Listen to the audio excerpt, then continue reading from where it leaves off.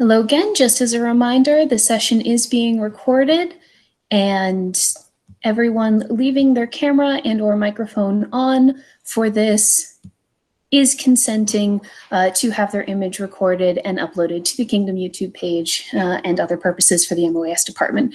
Also, as a reminder, the SCA harassment and bullying policy. The SCA prohibits harassment and bullying of all individuals and groups. Participants engaging in this behavior are subject to appropriate sanctions. If you are subjected to harassment, bullying, or retaliation, or if you become aware of anyone being harassed or bullied, please contact a seneschal, the president of the SCA, or your Kingdom's board ombudsman. Thank you so much, and I will turn it back over to you. Thank you so much, Mistress Elena, and that is a very necessary part of our process today. So one of the things, again, as Mistress Elena mentioned, is that if you are not actively speaking, please keep your microphone on mute. If you have a question, please enter it into the chat. I will be moderating and manning the chat today to make sure that your questions actually get in. If I misunderstand a question, I might ask you to come off of mic so that you can interact with us this way. And also, if you are not comfortable being on camera, don't feel like you have to have your camera on at any time during the conversation. All right, so our fun panelists today, I am very thrilled to be joined today in this conversation by, in no particular order, Mistress Raziya bint Rusa and Maréchal Remy, and I'm going to try this, Delamontagne de Gascogne, maybe?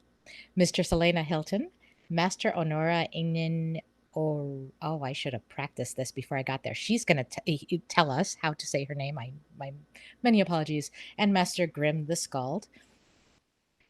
So as we get started, we will get into a little bit about process. But first, I want to give each of these panelists an opportunity to introduce themselves and tell us a little bit about themselves and why they agreed to do this crazy panel, or what their kind of initial thoughts are about how to approach work. And I'm going to begin with Master Onóra, since I really want to know how to say your name. Hi, it's Master Onóra ingheann O'Rourke, because I had to be complicated when I was a baby Skadian. You said just introduce like my initial thoughts and stuff. Okay. Yeah, just a little bit something about yourself and process, whatever you would like to share at this point. Okay, so I would say that my area is painting, pigments, and tools, mainly scribal, but I love all art and especially Persian art. So, and I'm definitely a fan of the less than rigid process to art. Don't be so, rules and steps. That's me. Excellent. Thank you so much. Master Grimm the Skald. Master Grimm, your microphone is off. Well, I'm largely a bard. I concentrate on performance, storytelling, poetry, and writing the poetry. I also do Norse poetry. I do alliterative poetry up through the 15th century, and other forms of poetry as well. So I can mostly speak of the writing process, and that's what I intend to today. I do other things, but they're not quite as diligently, I would say. Excellent. Thank you so much. Maréchal Remy. Hi, I am Remy. I am part of the Order of Defense, so I have all the fencing awards in the East Kingdom. Silver Brooch, so I'm kind of on the newer side of the spectrum when it comes to A&S and stuff, so I think that might be kind of an interesting comparison with the people who are a little bit more veteran than I am in this world. My expertise is really in 17th century Western martial arts, specifically Italian rapier. But I do like to study other forms like longsword. I've been kind of playing around with partisan and quarterstaff, especially since we'll be maybe being allowed to have fencing spears soon. So that's kind of opened up a little bit of a practical part to connect with the A&S study. I also like to study like 17th century military history, specifically with like the French army and stuff. So that's kind of where my realm is. Wonderful. Mistress Elena. Hello, I'm Mistress Elena Hilton. I am the Deputy A&S Minister for the East Kingdom. So I'm very happy to be involved in this and do anything we can to support artisans on finding so many different ways to figure out what process works for them. Mundanely, I am a teacher. I teach research and study skills at Salem State University. So both teaching and research are passions of mine. And that ties in the STA. I follow a lot of fiber arts over the course of about 1,000 years, and everything from fiber prep to costuming and lace. And I've never been good at picking things and staying limited in focus. I could never come down with a persona because I like too many dresses. So my perspective tends to come from so starting in this field that is shiny to me, but I don't actually know that much about, how do I do a whole bunch of research to figure it out and figure out how I can get a process going in it? Fabulous. Mistress Raziya. So I am a research and plant laurel. Well, research plants. I don't spend my time growing the plants for my SDA career. I do that in real life as a gardener. But I don't have any space, so I do research instead. And for me, process is really critical because it's about like 90% of what I'm doing here has to be very process oriented, because I'm dealing with huge volumes of data all the time. So this is something I was actually already thinking about teaching a class on, more specifically how to handle data. But then this class also got me interested in sort of the meta of process, not just process within a project, but also process within like an entire research field, or even within your entire STA career, which I find also very interesting. I like to tell people that I totally failed to become a member of the Order of Chivalry, and as a joke, because that's actually where I started my career. So my entire process has changed a lot since I first joined the STA. Fabulous. Thank you. And I am Fiore Leonetta Bardi, and I am currently the Queen's Arts and Science Champion, in exile, as it were. My primary area is the research of Florentine life, in particular, Florentine life for illegitimate women in the 16th century. And I follow a very close, narrow study of a particular woman in a particular period. Mundanely, I am an opera singer, and I have my bachelor's and master's degrees in voice performance. And it's a very research and practical form. So I started my SCA life trying to figure out where opera started, which landed me in Florence in the early 16th century, which landed me within Giovanni Bardi's Florentine Camerata. And when I found out that his son was crazy and burned all his letters, I decided he could have an illegitimate daughter. So here I am. And so that is my crazy turn of how I come to process. I had a very specific thing I wanted to know from my mundane life, and I poured it into my SCA life, and I'm seeing where it goes. So thank you all for coming, and thank you, our panelists, for agreeing to serve today and share your arts and your talents with us. I wanted to start this conversation because all of you have very different ways you do art. The way you are an artisan seems very varied. I'd love to hear what things you think are specific to the process in your particular area. Is there something in the process of doing arts, doing performing arts, or doing the more visual arts that is maybe specific to that? Is there something that's more fiber that might not apply to something else? Do you have anything that you think is more singular to the art form that you practice? And I'll open it up to whoever thinks they might have an answer on that specifically. If not, I can kind of go around and we can putter through and see what the conversation brings up.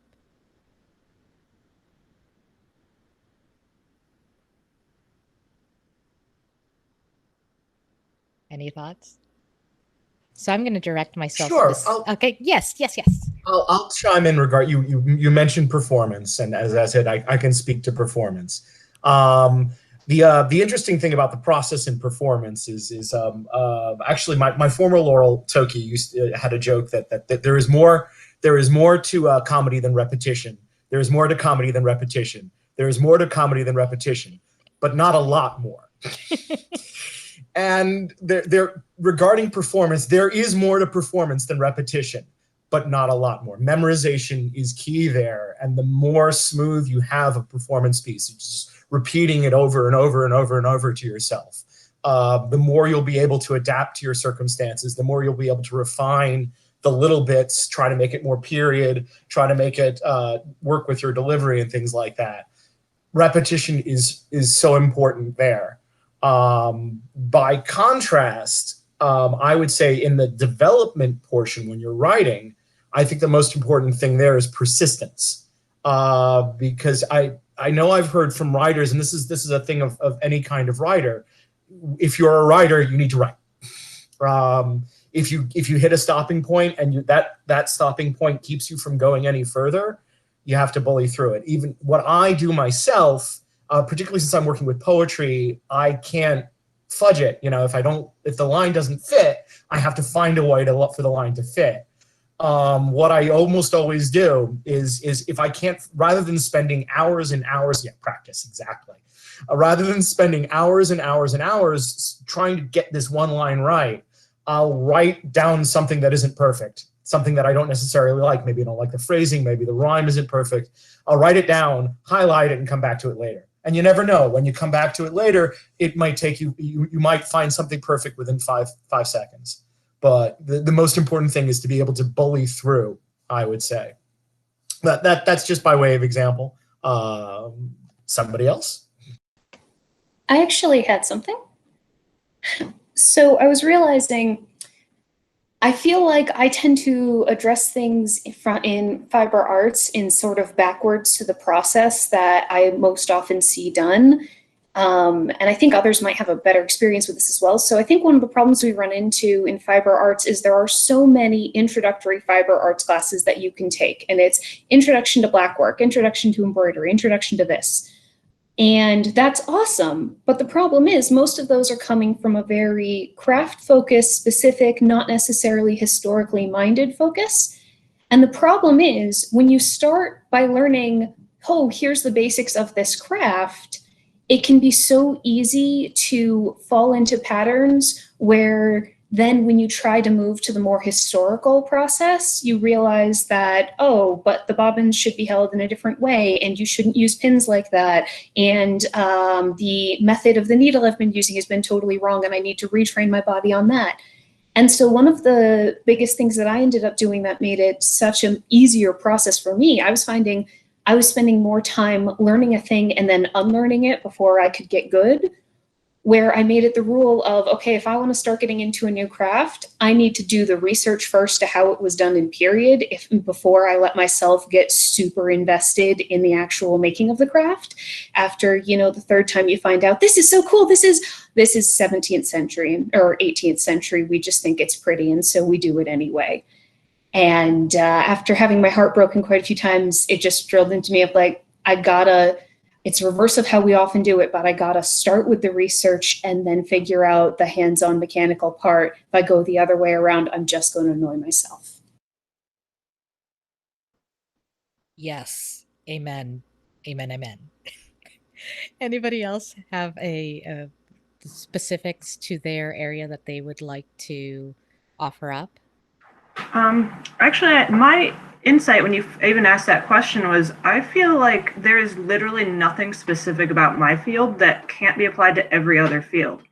Because my field is primarily research. So like what Elena just said, she starts with that. And pretty much if you're going to document, if you're going to look into any question you have, like your question might be, well, how did they use vaulting horses to practice exercise? Or how would the line of this poem have been arranged?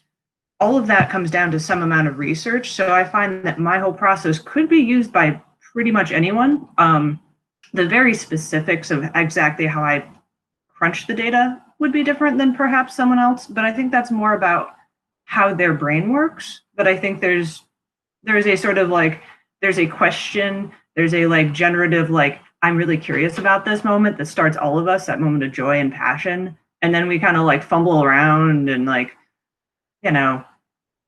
don't know, just look for more information, like then ask the question, is this even period? And then we go through a more rigorous like level. And even with what Grimm said about practice, for me, I'm not practicing an art, but there is a grind to what I do. And you have to put in a lot of hours of just pulling data out of books. And for me, like, I'm having to reread a book right now, and it is a grind. Like, I'm not enjoying the reread, but I know I have to for my process to be good and accurate, and for me to have the ability to go back and pull information out that I know. So I don't know. I think there's some stuff that's actually very universal between all of the disciplines, as weirdly different as they are. So. Thank you for that.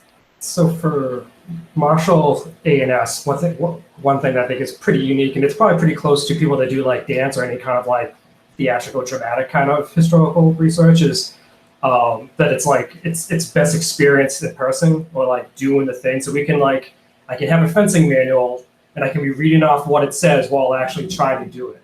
And it really requires, in some ways, a partner to really figure out what works and what doesn't, because sometimes just a small little tweak in a blade angle can really change the entire, if a play works or not. So if you do a thing that's in a fencing master says should work and it doesn't work, you kind of need to reverse engineer why it failed and then try to figure out, is it just maybe the master wasn't really as good as he said he was, or maybe it's because we're playing more of a sport, we're not actually trying to fight each other to the death with duels and stuff. So there's an extra element of martial A&S, which is the opponent that you kind of need to like work with and also against. Like they're both your collaborator, but also your competitor at the same time. Especially if you try to take the research and try to put it into more like practical, applicable terms, which we can do with like fencing and stuff like that. So it's an interesting kind of like cycle of it going back and forth between researching and making it more practical, and then back to the research and kind of like back and forth and stuff. Thank you. And I think you're right. It probably has a lot of parallels to how dance is researched as well. I know for performance practice, for my mundane life, there's a lot of that going back and forth, like what exactly do they mean by that? Let me just try it and see what happens. So I appreciate that a lot. Master Onóra, do you have anything you would like to offer? Yes, I agree with all of you, and I think that it absolutely applies to Scribal. I think with beginner scribes, they get so caught up with making every single color just perfectly smooth and every single line perfect, and it saddens me a tiny bit because they're missing the point almost. I don't know how to say that better. That it's not about making everything perfect. It's about looking at the period piece that they want, or even in general, the location, whether it be Italy or a Celtic group of pieces, and getting like the essence of what the piece means. And then the quote perfection will come later. Your colors will come later.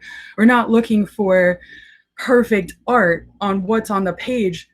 Is the style coming through? Does it communicate the period essence of what the artist in period would have used? Because that's what's going to make it look more period. That's what's going to make the artist happier with it. And I think that's definitely really important. And I can see how that applies to all other art forms. Absolutely. Actually, you've all sort of touched on this in different ways. I'm very curious about what your thoughts are about imperfection, about the way we approach when things go wrong, and how that becomes part of how we engage with process.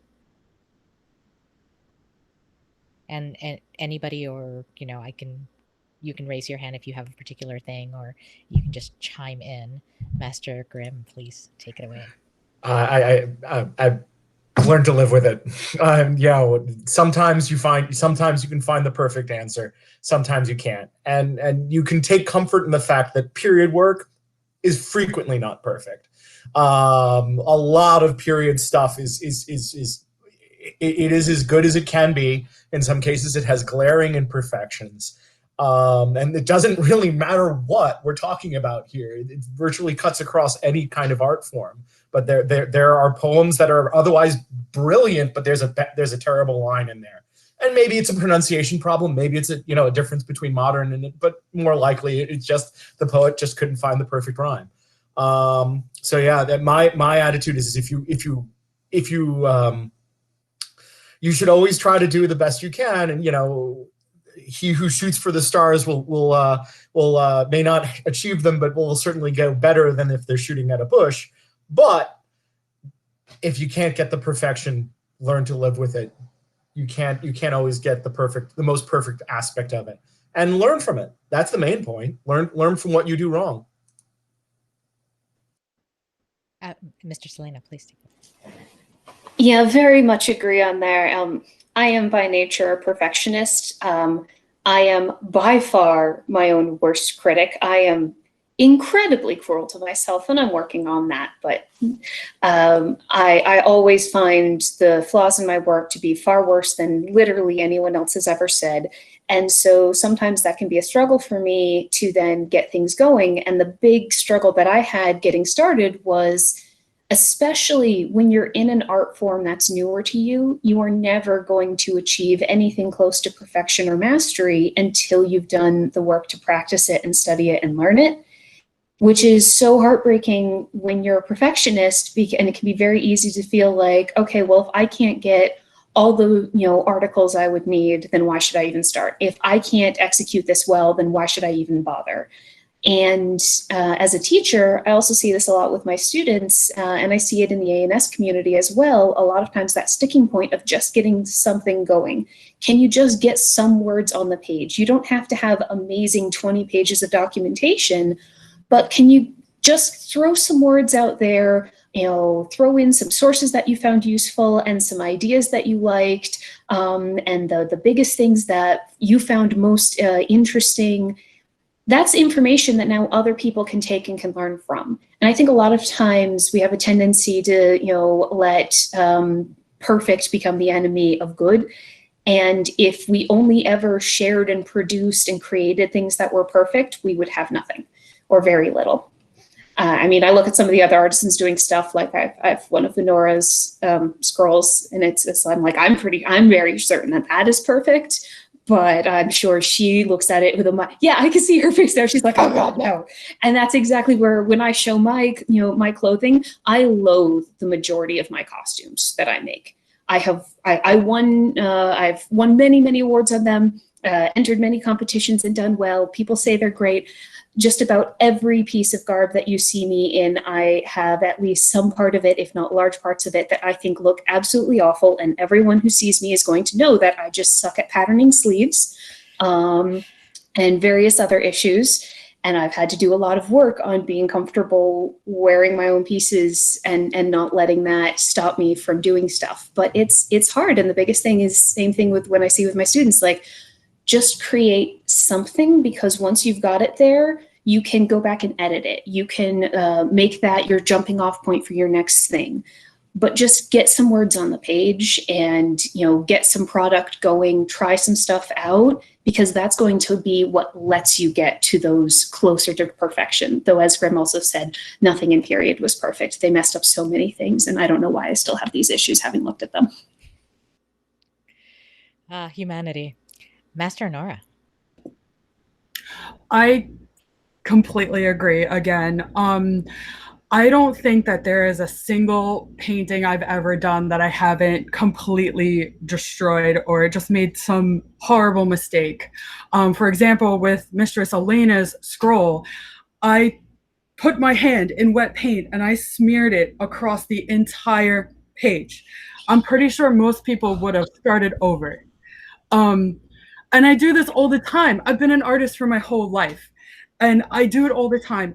Hands down, practice is super important, but fixing my mistakes, which ends up being every single thing, has taught me way more than practice in itself. So yeah, that's what I think. Wonderful. Maréchal, Remy. Yeah, I think a lot of comes down to is try to get comfortable with being uncomfortable and try to get comfortable with failing. This is especially true with martial A&S, in which you are if you're trying to, especially if you're trying to apply what you've learned from books and stuff into a tournament, it's not always going to work, and it might not always be because you didn't do it correctly. It just could be the other person has more XP than you, and or they just might be slightly better or whatever. But even from a research perspective, I had come up with this project for Christopher's Martial A&S Challenge. I forget what the event was, one of the A&S events out in Connecticut over the fall. I was really excited about it. I'd talked about my project leading up to it. I won that. So I won this cool book, and then I did a blog post presenting what I researched and presented at the event, and a Martial A&S Laurel out in Atlanta was like, oh hey, but your premise is wrong if you look at it this way. And I was like, oh my god, no, because this was a precursor for my K&Q paper, and now my entire basically premise or theory just got blown up in 10 words, and I was just. It took me a while to kind of recover from that. I think I talked to Elena and Raziya and a whole bunch of other people. What am I going to do? I promised myself I was going to get this project done for K&Q. It's a few months away, but my thesis is gone. It's been shot to hell.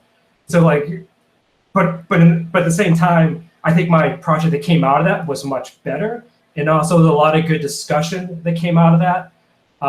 So I think even if you fail, you will learn from that, and other people in the community will also learn from that. Martial A&S, I feel, is really much in its infancy, at least in the East Kingdom. Different kingdoms have slightly different maturity levels when it comes to that.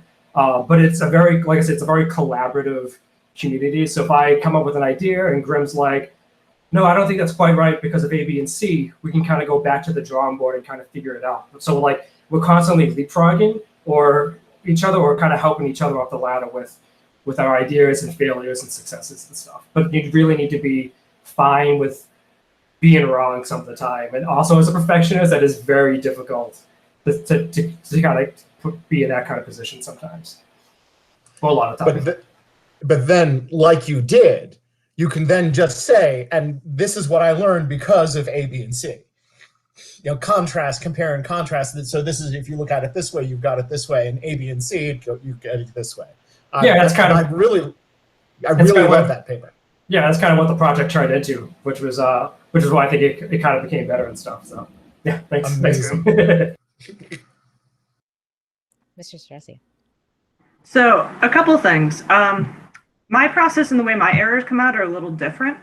So if I have an error in data, it usually means that's pretty much a black and white. I am incorrect. I've said something that is incorrect. But although I have had some things where I was making a conjecture and hypothesizing, and I had someone who is a registered nurse looking at my medical info and went, no, I don't think you're correct because that's not the way these symptoms really display. So it still happens to me. It's a little bit different in shape. But what I find the best thing you can do is if you lean into it, it's uncomfortable when someone criticizes you, especially if you're a perfectionist, and I 100% am too. But when they tell you something, when they bring you information oh, there's a source you missed, or you're wrong there, if you accept that and take that information and use it to change what you've done, then you actually can get closer to perfection. You can be more secure in the fact that what you're presenting and what you're doing is more accurate, it's better. And you're every time you do that, every time you take an editor, basically, all these people are basically, when they tell you you're wrong, that's an edit. And that's what helps you. That's what helps you grow, honestly.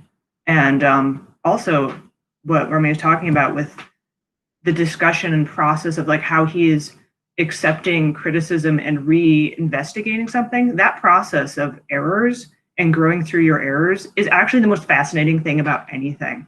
Anytime I talk to an artisan, they said, oh, I screwed it up, but I figured out my chemical formula from my faience glass was wrong because it screwed up like this, so I changed it. I'm in. I want to hear the rest of your story. That to me is more engaging than just a perfect process. Show me your errors. And I've told so many artisans that. And when they do, I can just watch everyone who they talk to get more hooked and more into it. And because none of us are perfect, and it's a lot easier for a layman walking by who you're giving your elevator speech to understand what happened if you tell them your errors. So lean into your errors, accept them, don't kill yourself over them. We all have them. I found an error I presented to the Karaya docking me on, and it happens. Like, That's wonderful. I will say, it seems like all of you are perfectionists of some sort. I am not a perfectionist, not at all. I enjoy doing rigorous work and I like for things to be hard, but I am fascinated by my mistakes. I'm delighted by mistakes that I could see coming because I didn't have the skill to finish something the way I wanted to. I am even more delighted by mistakes that I didn't see coming. I don't know what it is. Maybe I'm broken, but I find that really, really interesting. And so I think that's why, for me, process is so juicy because it's all there. Like every level up I've ever had, both in my professional opera career and here in the SCA as an artisan, have come from just totally biffing it, just getting it wrong. And, my favorite thing is to get it wrong when I thought I had it right and somebody go, but look at that. And it was so clear that that was not the correct thing. But I love to surprise myself with the errors that my brain can concoct. So that's just, maybe I'm weird, but if that resonates with anybody, we should talk because obviously we're both broken the same way. All right. Moving on, we do have a question coming from Amelie von Huenze. Her question is, after finishing a large-scale ANS project, how do you scale your process and approach back down to be able to complete smaller, less ambitious, or less research-based projects? Remy. Yeah, so I think I have like mostly like a iterated launch type process. Like I'll do a small thing, test it, get feedback, and then slowly build up and stuff. And I think kind of martial ANS kind of works really well for that, just in terms of, well, this is my theory, how I think what this master says this particular play should, or mechanic should work. Let me try it out. Okay, maybe it didn't work. Let me figure out why, and like, let me see what another master says about a particular similar situation or scenario. What can I glean from that might be missing from another piece of, from the book that I'm mainly studying and stuff. So I think kind of just like, for me anyways, because of martial ANS, starting off small and kind of build it up over time can really help. And I also think it's fine just to kind of like do fun small projects because it really interests you without really feeling the need to make it into something much bigger later on. Anyone else have something to offer about changes in scope from large?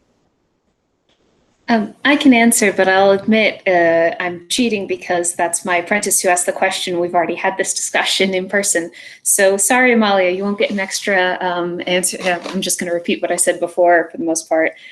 This is an issue I really struggle with. I ebb and flow in intensity. So I'll do something, I'll get into a project where for up to months at a time, I will frequently be working most of my free time on it. So I have my phone set up so I can access, I have a free JSTOR account that I can use to find my articles on there. I use Pinterest for grabbing paintings from different museums and cycle it through.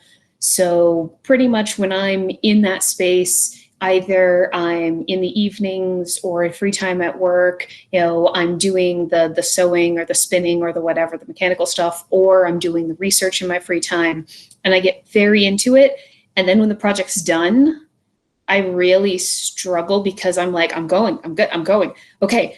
And stopping and taking a break is really hard for me, especially if I've been doing this for several months. So I often have to have what I call my spin down projects, which are either like very mundane things to like hemming my own personal skirt that's not going to be an ANS project or anything, or doing mending. So something that I can still do with my hands and whatnot, but honestly, I still really struggle for if I want to do a smaller scale ANS project. I have never managed to figure out a solution to how to scale down the scope, because now it's like, okay, for me to do an ANS project, I will have to spend months meticulously researching and documenting and all of that. And I know that's not true. I would never tell someone that that's what they had to do, regardless of if they're a Laurel or a Champ or anything. No, I would be like, no, whatever small stuff you can do, that's good to share. That's the advice I give out. And then I do not take it all because I'm like, But no, I have a process. My process is do this meticulously and horrifically in depth, to a ridiculous degree for months at a time. And like, that's how you do. So I don't have a great solution to that, but I wanted to specify that it is definitely something that I have struggled with. And the closest I've come with is finding small, tiny projects that don't have to be tied to ANS, because so please, someone else on the panel, give me a solution here. If I could offer. Oh, absolutely, please. So I have Elena's problem. I have scope creep. And so I started with a quick question, which is do hollyhocks grow in Persia? And then I have a 7,000 entry database. And then that grows into an excellent discovery of medicinal plants. And now I'm actually trying to write a book. So that's all kind of one trajectory. But what I found that I do to kind of cope with the fact that my big research is big and it doesn't get smaller. It's not getting smaller. It's just getting bigger. It's becoming a body of work that I can play in very easily. But what I do is sometimes just take 90 degrees off. I just go to the side and I'll realize I learned something. I learned a lot about research in my own process through that. So I taught a class on research at Penzic, and I didn't put a lot of work into that because after I did it for so long, it was easy for me to speak to it. So I taught a class on herbalism safety because now I'm starting to see, in the process of my other stuff, I came across so much safety info that it became really easy for me to pull some of that out, flesh it out over the course of literally 2 or 3 weeks and present that as a quickie Penzic class that didn't take me a lot of time and energy. So I kind of have these little spin-off classes that are kind of a little side tangent. If I was writing a book, this would be a little box on one page, a little blurb. And so I don't know how to take my main research and make it smaller, but I can kind of take side tangents off of it and do that as a smaller project. But yeah, I don't know. I once I got the idea for one book, I've got the idea for 3. So I don't know to tell you. So. That makes sense. Anybody else have something they would like to offer? Yeah, I have no real suggestions. I do, when I start a big project, always plan a 1 or 2 palette cleansers during the project. So if I say I'm going to make a 16th century, I'm going to make a Signora, and it's going to take X, Y, and Z of this process and whatever it's going to do, I will plan, okay, so I don't know how to do laces. So this little project here is going to be a palette cleanser. And this is a book I want to read that's vampire smut. And I'm going to put it, that has nothing to do with the SEA, but, so I'll have my vampire smut and my, laces that when I'm getting bogged down in my project, I'm totally able to go to the palette cleanser and then come back into my real project so that my brain doesn't do the fits. So I don't know if that's helpful for you at all, but hopefully amongst everything that was said, something will inspire you. I definitely want to know afterwards what vampire smut you recommend, because all right. It's a favorite genre of. That could be a separate panel discussion of itself. All right. So interestingly, we keep circling 2 things, and I want to make sure that I don't lose the threads. The first one is we're all talking about repetitions, about how we iterate and reiterate in work, and how we go through kind of circling back and developing deeper processes, whether that's it's almost like there's a circular or some sort of patterned approach to how work comes up for everybody who's spoken today. Is there something specific that's overt about that for you? Is that the design, or is that just something that's come up through practice for you? Elena? I live in flow sheets in my brain. That's how I look at everything. Is I build out plans, and that's what I do. So for me, ANS, I created my own structure. When I first joined the SCA, I hung out with all of my friends were fencers, which was awesome, and I love you all. But there weren't a ton of people doing ANS in my social group, so I had to sort of figure out what worked for me and figure out my own process. I didn't really connect into the ANS world until I had already done several projects and started figuring this out. And I'm like, oh, now I find out all this useful information. I wish I'd figured it out before. But so what I found worked for me is that iterative process is really important. So I start with the research. I do a lot of my ground-based research. And so that's things like getting some general awareness about the time period, the culture, the social status of the things I'm looking at doing, and tying that all in. So I have a really solid foundation. Then I dig into the primary source objects of the existing finds that we have. And sometimes that goes back and forth. I find an existing object and I'm like, ooh, I want to learn about that and move in that direction. Sometimes it's, ooh, I really like this 1480s Florentine, and I start with that and then move. But both of those are relatively early. But then as I go through that process, I do a lot of, for me, it's really important to connect with other artisans in the community before I ever really get going on the physical side of making the craft, because so often, early on, I found, okay, so I'm going to start making this, and then it turns out to be wrong. And I've had so many friends who are like, well, people said linen is great for SCA clothing, so I started making this out of linen, and then I found out that this never would have been made out of linen in period after I already bought it and had it cut out and halfway put together. So I realized early on that what worked for me is displaying my research. So even on my second and third ANS projects, what I did really as a form of outsourcing was show up to ANS displays with a bunch of my notes and a couple of paintings I picked out, pretty much grabbing at anyone who walked by going, oh, that looks interesting, and being like, do you know about this topic? Can you tell me more about this topic? And it was really useful for oh, okay, so I'm on the right track here. And Captain Elias happened to be wandering by and is like, oh, well, fun story. When they say cotton wool, what they actually mean is not a cotton and wool blend. They mean cotton that's been done to this. And I'm like, awesome. Do you have recommendations for books I can look at for that? And so that worked out really well for me, was effectively outsourcing some of my trying to learn to other people in the SCA community, either online or in person at displays. Now I don't need to do quite so much of that when I'm looking at most of this stuff, or when I do have a question, I ping people individually. But it's always dependent for me. If I'm working on a big project, I send my stuff out I send it to Lissa, I send it to, depending on what the topic is, some content area experts, and I like getting some rounds of feedback privately first. Then I like to enter some smaller displays or competitions and get some rounds of feedback of hey, I know what I'm thinking in my head. Is it coming out onto the page so that someone who doesn't know me and isn't connected with me can understand it as well? And I find that the SCA ANS structure for me, what I love about our displays and competitions, is it's just so much free access to editors. I love it. It's beautiful. It's my favorite thing. And I find that for me is a really important part of that process of, I know how it works in my head, but I sometimes struggle with getting the stuff in my head onto a page or through my words in ways that other people can understand. So being able to have a process of, okay, first I do this, then I send it out here, then I ask other people, then I ask them to read my work, then I enter it here, and then I enter it there, gives me a really, I know my path, I know what I'm doing, and it works very well for me. I liked that. I like structure.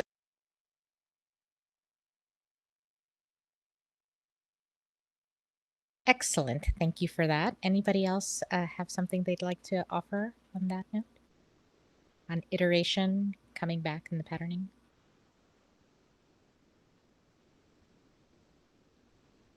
Onóra? Yes, I'm actually the total and complete opposite from that. I don't like getting too comfortable in my process. If I'm working some way and my steps were have a piece, draw it out, ink it, calligraphy, and that the next piece I have to completely scrap that and do it a completely different order. I really don't like doing the same thing over and over again for me, because if I'm getting bored, I'm getting sloppy, and I hate that. So I need to keep changing it up, to keep messing around with my process to see if something else will work better, or is there a better order, or is something faster? Especially since I do a lot of emergency scrolls, we need this in a week. So I need to everything needs to be streamlined. So I just keep playing with it. I don't think I've ever done the same project twice. Yeah. Excellent. I love that because I think I encounter people who think that process isn't for them because they don't have an ordered mind, or they don't like to necessarily go through steps of a process every time. So thinking that process can be something that, evolves or kind of creates itself in the moment based on the project, I think is a lovely way to kind of engage with it. I mean, learning's definitely an element for a lot of that. Like, okay, smocking is something that I do a lot. When I first started, I had a certain way of doing things. I had to be very meticulous about, you have to mark everything out, you have to do all the lines out and use a ruler and an entire grid, and everything is super, super even. But as I got practice with it and did the same thing, it wasn't necessarily the exact same thing every time, because what I learned and my skill in it improved and got better. And now I actually have the ability to just mark things out by eye and go along and just pick up threads to do my gathering instead of having to meticulously mark everything out. So even if you aren't actually changing anything overall, you can still have little subtle changes that matter to you that make things a little different or easier. Excellent. All right. So, and that was Katane, if anybody didn't see the square light up. So if everybody is complete on that question, I'd like to move a little bit into kind of the way we look at the process of ANS as a big thing. Here in the East, we have a rubric that we have that's associated with competition that gives you a way to conceptualize the work and to kind of understand how the work is going to be graded, for lack of a better word, if you were to enter competition. Does anybody use a personal rubric that is either related or not to the East Kingdom's rubric in terms of ways that they check whether their work is on the right track, or ways that they gauge where they are in their scope of a project? Is that something that anybody else uses as they conceptualize their work?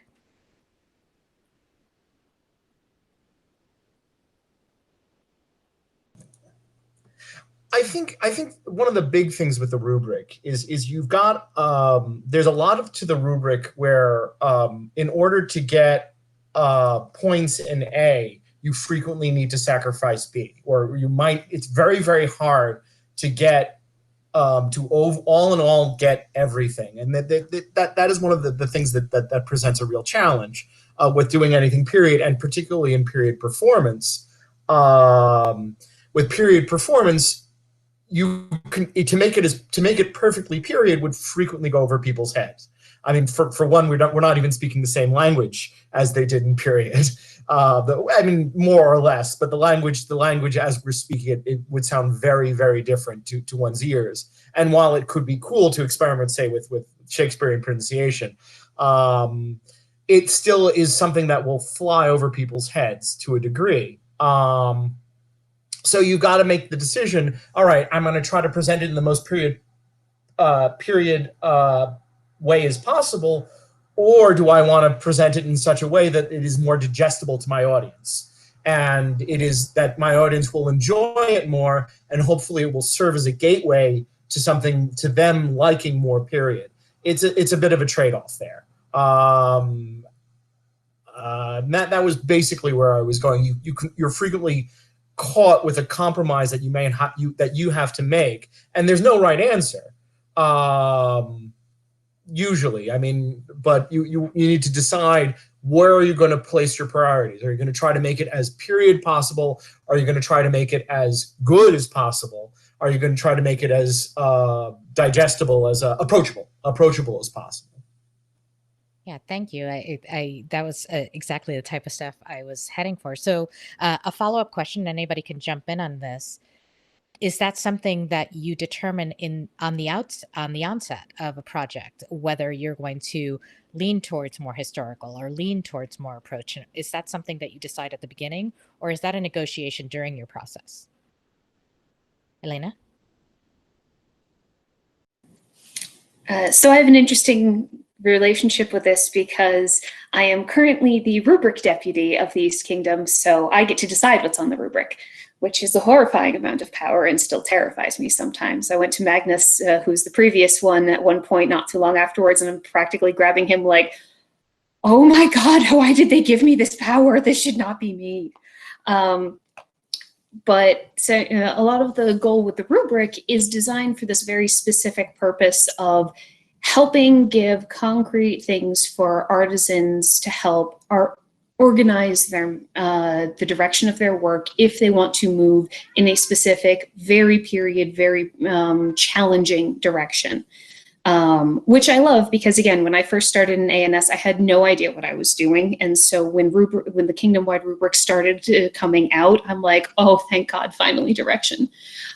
So I am a person where, for me, I decide before getting super far into a project, to what degree am I going to be executing this? Is this something where I'm going to use this as a project where maybe I will enter into a bunch of competitions where I really want to learn something about how this would have been made in period? So for example, I find I learn the most about a process and about historical techniques by far when I'm aiming to do well with a rubric, because I don't cheat.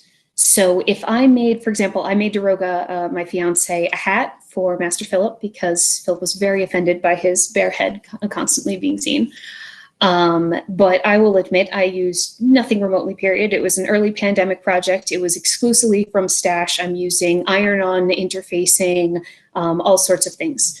Now, and the end result is he has a hat. It looks super cute. It's an adorable hat. I ended up entering it into the online ANS display because I realized, hey, this is a good example of like doing something small and easy and still feeling comfortable sharing it, which I'm working on. It was uncomfortable. Actually, I felt really weird doing that, but I'm working on these things. But I didn't learn anything about period hat making from that.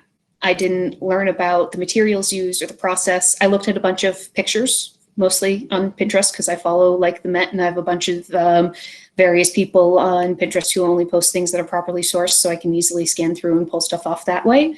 But I didn't really learn anything from it, but Daroga has a hat. And so that's a really good concrete step, is Daroga now has a hat.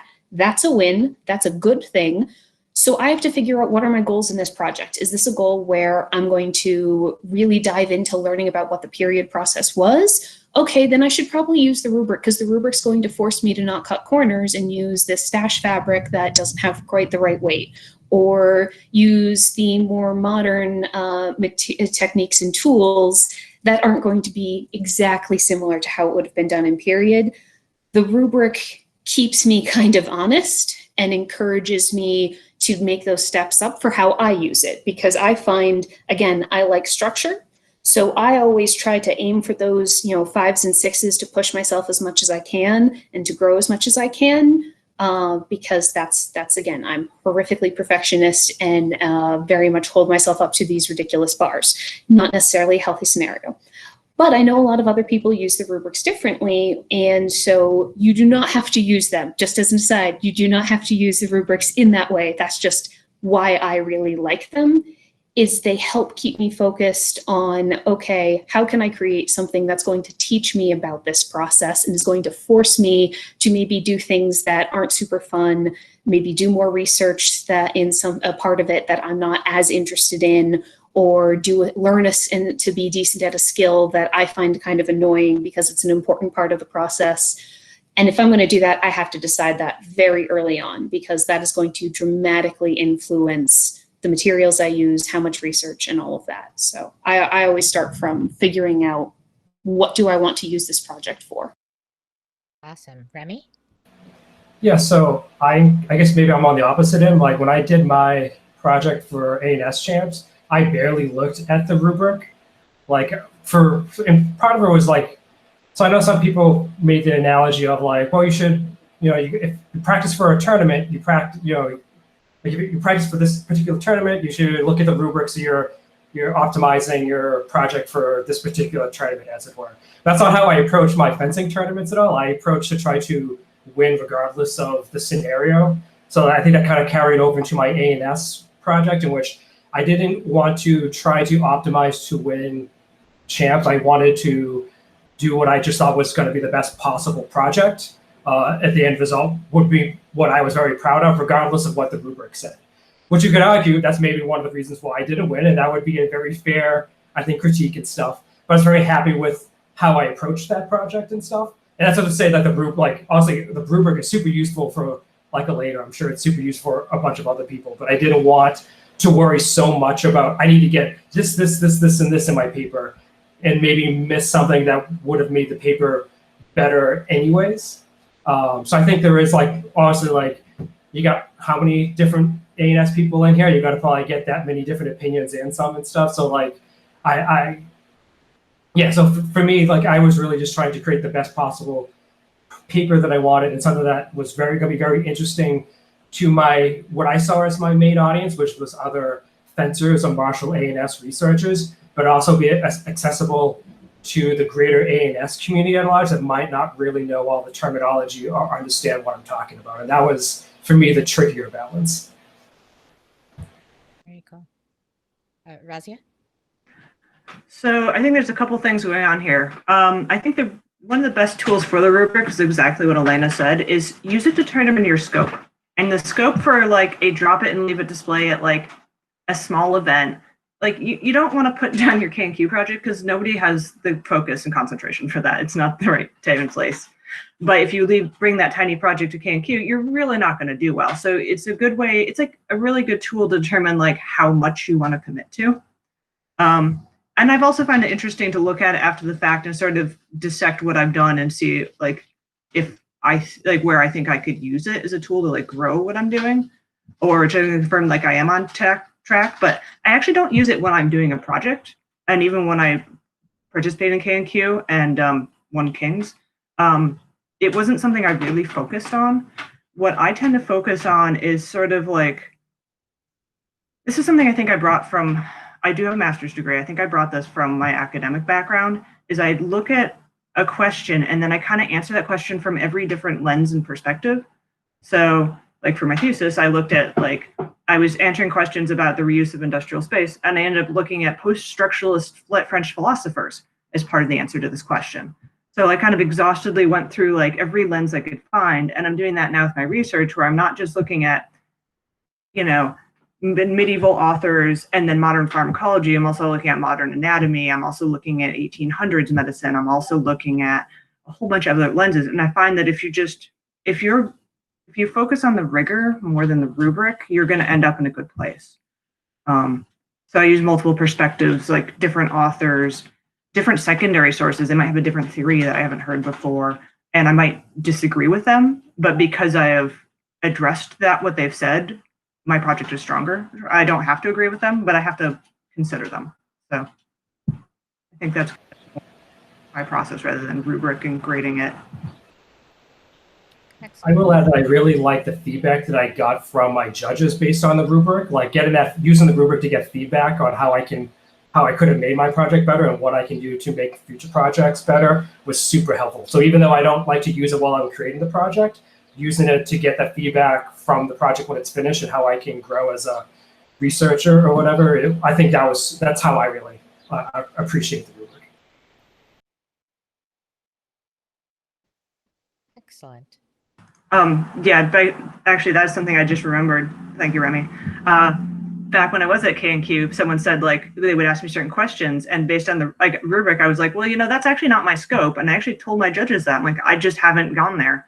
I only have so many hours in the day. I'm like, but that is a place I want to go, and I have used that to inform my future path. And I think he's right. It is really useful to see where you can take a thing in the future because of that. And when I judge people and give them feedback, I'll say, well, if you want to to get a 6, you would do this, and you would take it this direction. And they go, that's really interesting. And I'll give them things I hadn't thought of, like, oh, you should make a little diorama of little martial figures and diagrams to explain this to us. And like the person I explained that to was like, oh, that's really cool. I could do that. And even he was like into the idea. So it was fun. It was a fun critique I could give someone. Can I add one last thing on this? Absolutely. So just also as someone who is now who started on the entering side of things and is now on the helping to run them, and gets to see sort of behind the curtain. What was really interesting is seeing the breakdown, similar to what Remy was saying, of there were people who entered who hadn't really looked at the rubric, but had a really strong focus and understanding of the research and the goals of, I want to create a period inspired thing, or I want to learn about this thing from period. And even though they didn't look at the actual rubric, they still did quite well. And then there were other people who looked at the rubric, but they saw what the rubric said, but they didn't really internalize it. And the focus wasn't on, using the rubric to inspire you to think more period, to grow as an artisan. And they tried to see it more as checkboxes. And those people often really didn't score that well at all. So for me, I really love the rubric. It helps me as an artisan remind myself of these are the things I should keep in mind, how I can stretch myself.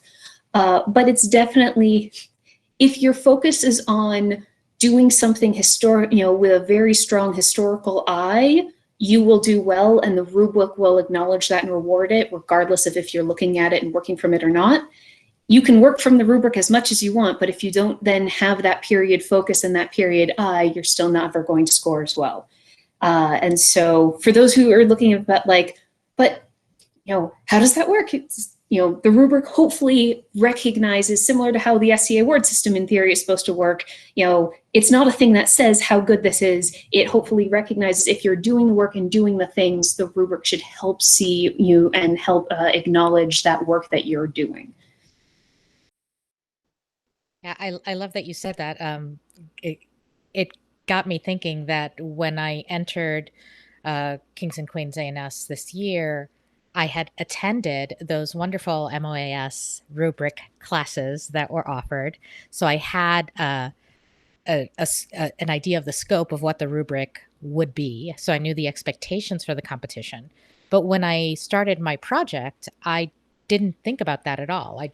My goal entering that project was, I was still fairly new here, and I have a very interesting way, I think, of thinking about work. So I wanted to throw my process on the table and see what people thought.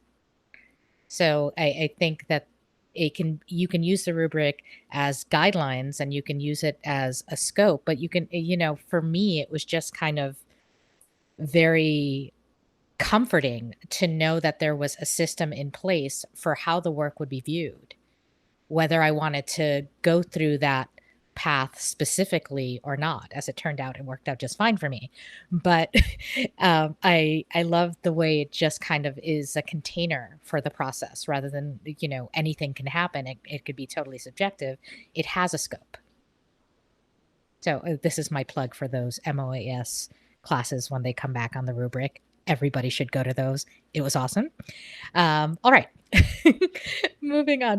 Does anybody else have anything to add about rubrics, personal rubrics, or engaging with the Kingdom rubric?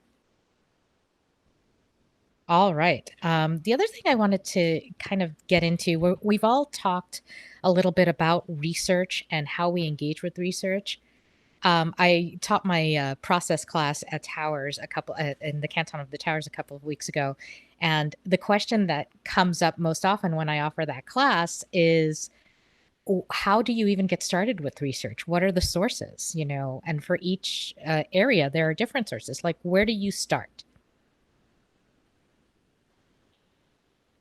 Anybody want to jump in on that one? Elena.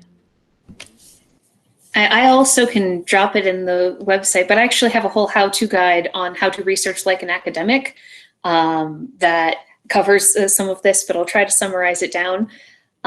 In general, there are, as you say, there are sources and they're different for each topic. It's not like there's any one place.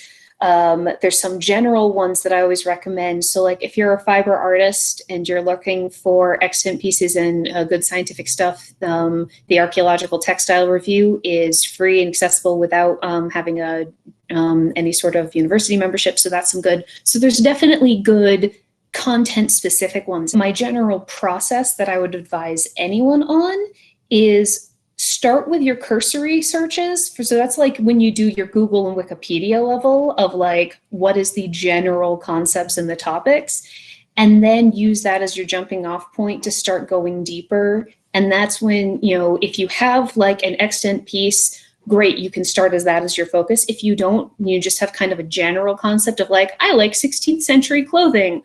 Okay, well, that's the whole world and an entire century and all the social classes. So maybe start digging around on Pinterest and just cursory going through and saying, oh, I kind of like this style. I kind of like this. That's how I realized I like Italian clothing. I before had mostly focused on English, but scrolling through Pinterest is what got me hooked on the like, ooh, yeah, I like that 14. Okay, so those are all 1480s and they're all from Florence. Oh, okay, I now have a focus. I'm looking at upper class women from 1480s Florence.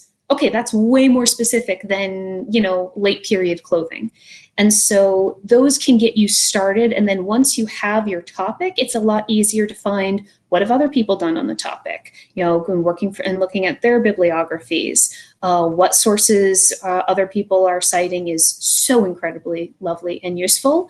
Then once you get past that point, though, ideally, if you're going to go on like a deep research dive, you need to move past that of what is everyone else looking at and start doing your own. And that's when you get into like checking out journal articles. JSTOR lets you have free accounts. They've actually expanded that a lot right now because everyone's stuck at home. So in general, you can access, I think, for anyone who doesn't know, JSTOR is an internet database of a whole bunch of different scholarly articles. And in general, you can access like, I think 6 for free each month, but they've increased that. So that's when I would start. Once I have all of the general foundation work of like, okay, I'm looking for here's my focus. I have some general knowledge about it. And then you can start digging into the more scholarly stuff if that's the direction that you want to go.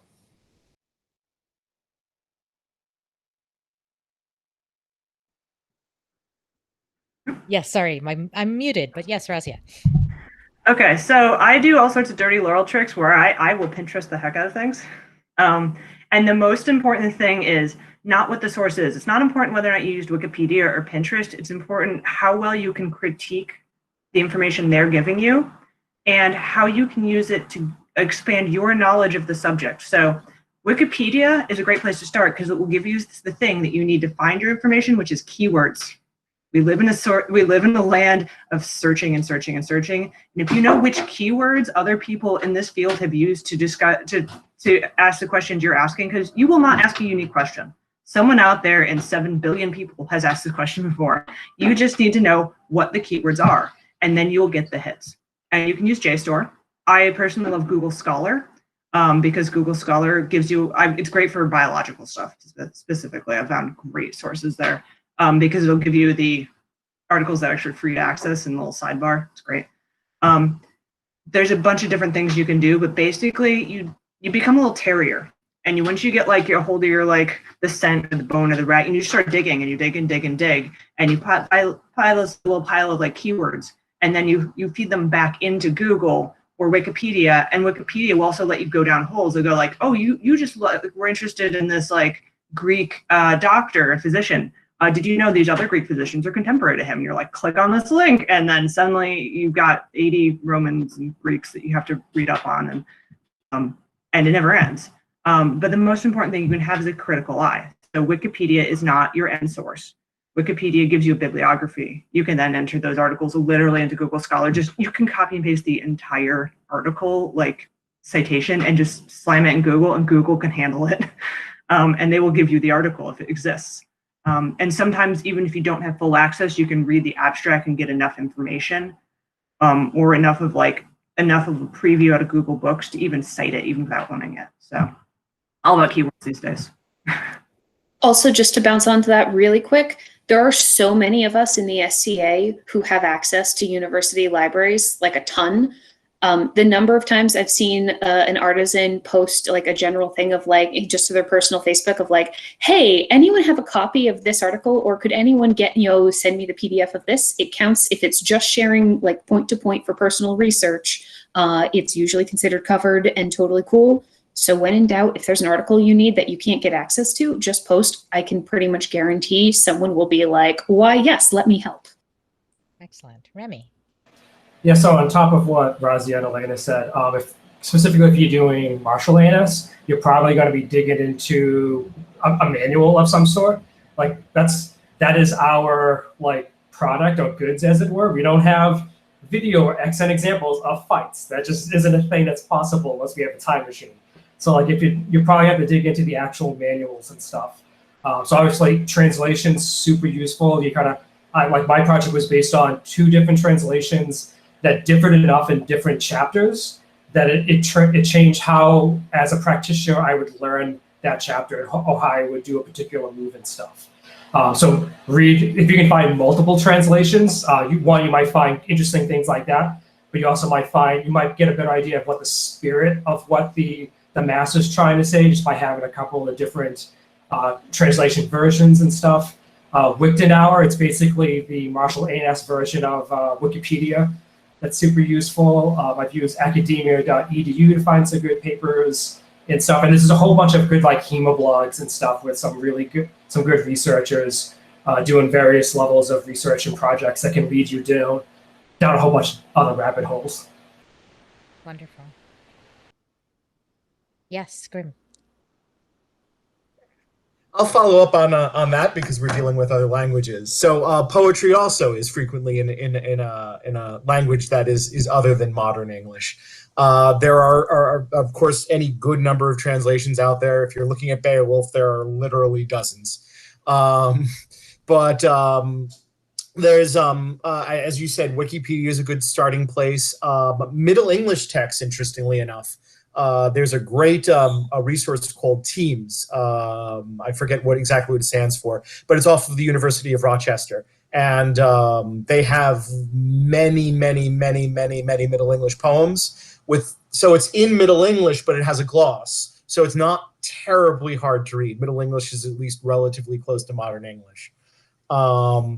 The other thing I was going to throw out is another thing I've done some research in, and I haven't really gotten much into the process, is jewelry, particularly Norse jewelry, arm rings and things like that. Museum websites are your friend there. They have many of these museums have tons and tons of artifacts out there.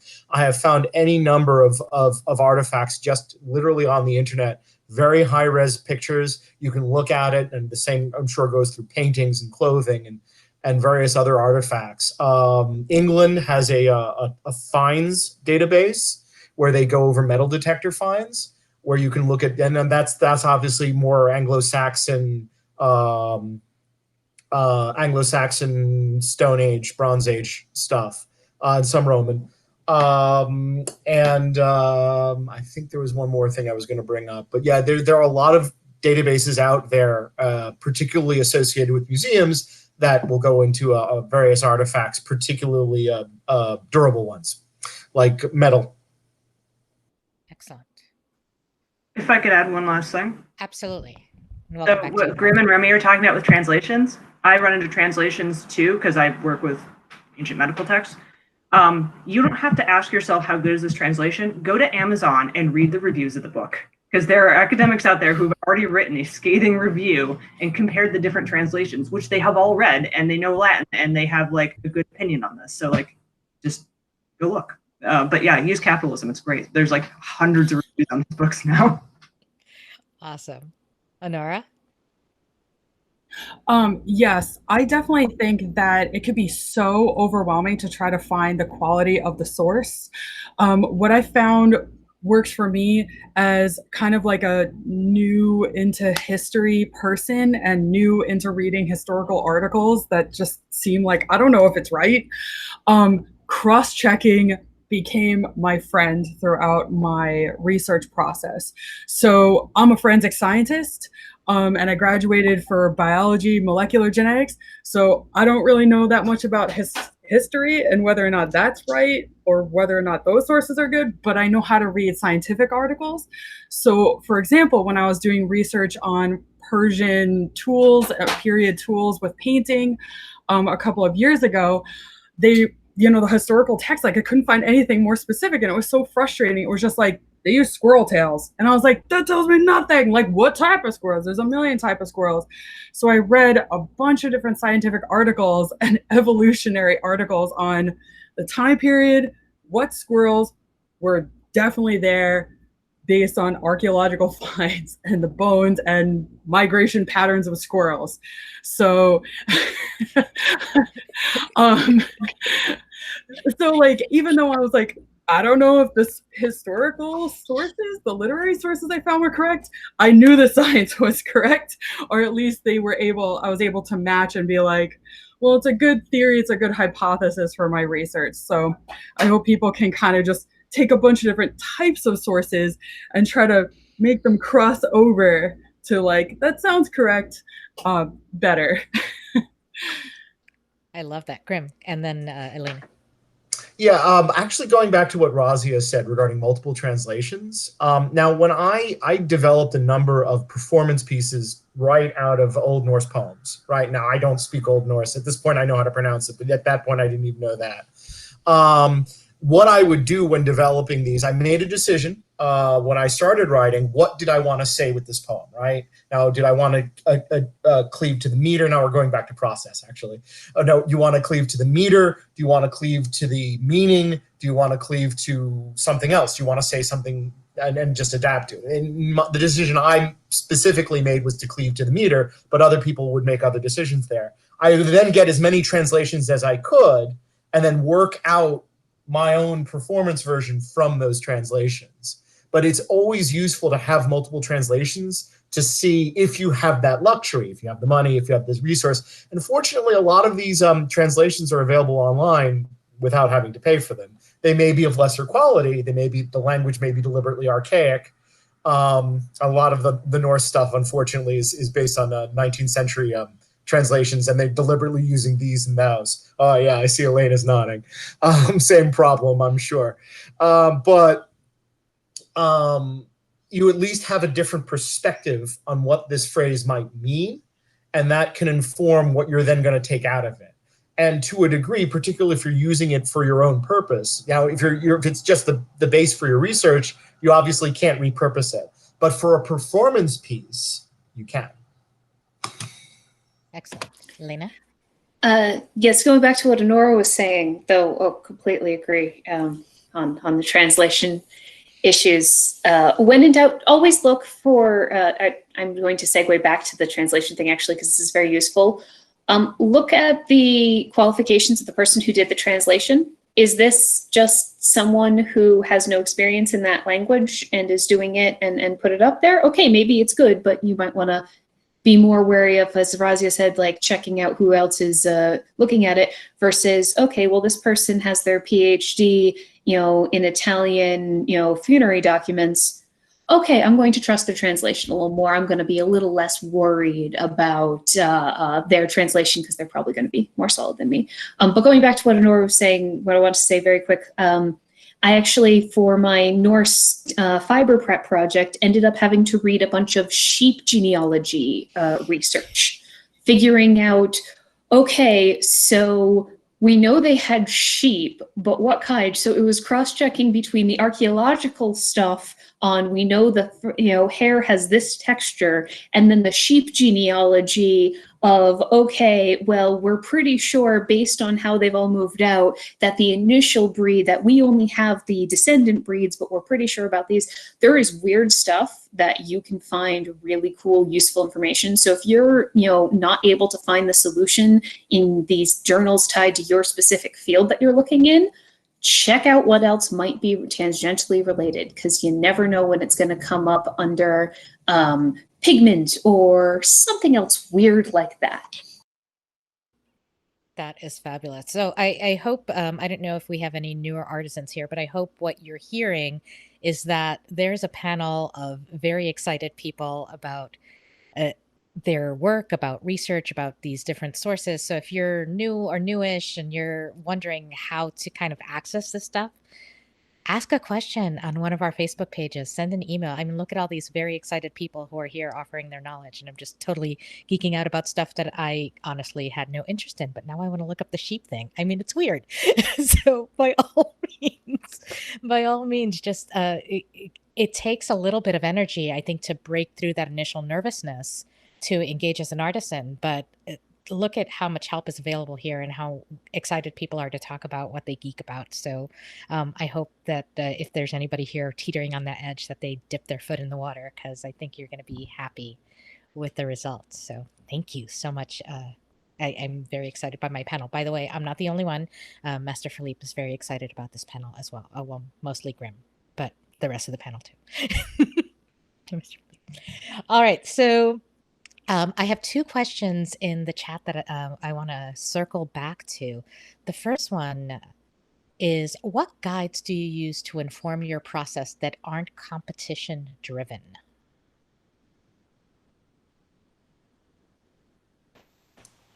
Remy. So for me, I'm just really interested in how these different weapons work and stuff. Like I grew up loving Zorro and the Three Musketeers. So I just like swordplay in general. So just learning how these different weapons work and seeing how a principle from like rapier can work with longsword or a partisan staff carries over. Kind of just see how like the history, how weapons changed, and also seeing how culture affects martial arts and how martial arts affects culture, because you can't really separate the two. Just kind of like seeing all these different connections and stuff for me is really interesting. Even though I got into swordplay and into fencing in the SCA as a sport, being able to like separate the sport aspect and really just kind of like look like, oh, this is really interesting, because there are some moves that I've learned about, like disarms. We can't really do disarms in rapier based on our rule set, because it takes a lot more blade grasping or body contact than our rules allow and stuff, but it's still really fun to study and also teach and explore with other people in a very safe, controlled environment, just to kind of get an idea of, hey, here's another way you could have ended this fight that wasn't running the guy through or whatever. So like just being able to I think just kind of like being able to explore and enjoy things for the sake of exploring and enjoying things is super useful and stuff. Because not everything, and I say this as a very competitive person, not everything needs to be a competition. Graham? Okay, yeah. So I will definitely say, so I believe I mentioned very, very briefly in my introduction that I do a lot of other things too. I do some sewing, I do jewelry making, I do various other things, a little bit of woodworking. I will definitely say I hold myself to a very different standard on things that are outside of my area of expertise. So these rings that these rings I basically developed as a means of giving away a token. And for these, I'm largely focused on how does it look?